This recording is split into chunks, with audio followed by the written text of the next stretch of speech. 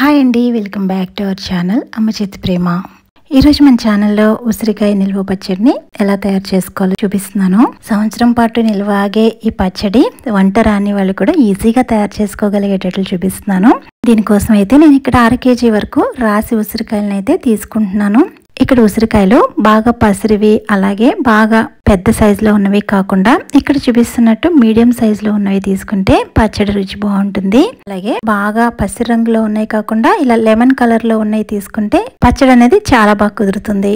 ఈ ఉసిరికాయలని 2-3 సార్లు వాష్ చేసుకున్న తర్వాత ఎండలో 1 గంట సేపు ఆరబెట్టుకుని తడేమీ లేకుండా తీసుకోవాలి.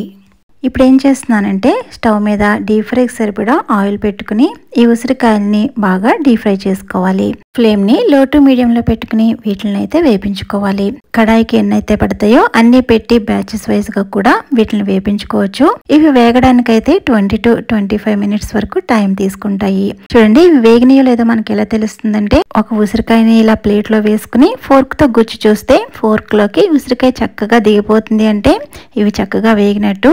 ఇప్పుడైతే ఇంకా స్టవ్ ఆఫ్ చేసేసి వీటిని అయితే వేరొక బౌల్లోకి తీసేసుకోవాలి. ఇప్పుడైతే ఈ 1/2 kg ఉసిరికాయలకి సరిపడా చింతపండు అయితే తీసుకోవాలి. ఇక్కడ చింతపండు 50 నుంచి 60 గ్రాముల వరకు సరిపోతుంది. ఈ చింతపండులో వాటర్ వేసి దీని నుంచి తీసిన ఈ చింతగుజ్జునైతే మనం ప్యాన్ లో వేసుకుని 2-3 నిమిషాలు వేపించుకోవాలి.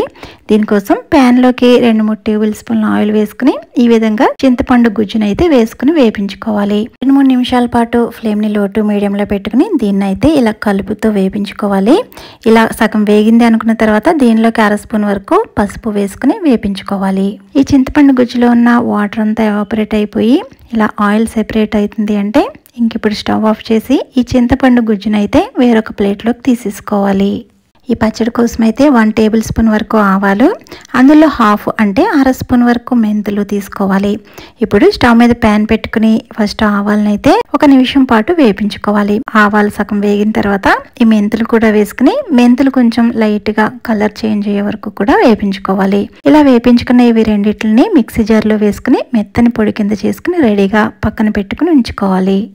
ఇప్పుడైతే మిక్సింగ్ బౌల్లోకి మనం తీసుకున్న 1/2 kg ఉసిరికాయలకి 50 గ్రాముల వరకు కారం అయితే పడుతుంది. ఇలా కారం వేసుకున్న తర్వాత మనం ఏదైతే కప్పు తీసుకున్నామో కారం కొలుచుకోవడానికి అదే కప్పుతో 1/2 కప్పు వరకు సాల్ట్ వేసుకోవాలి.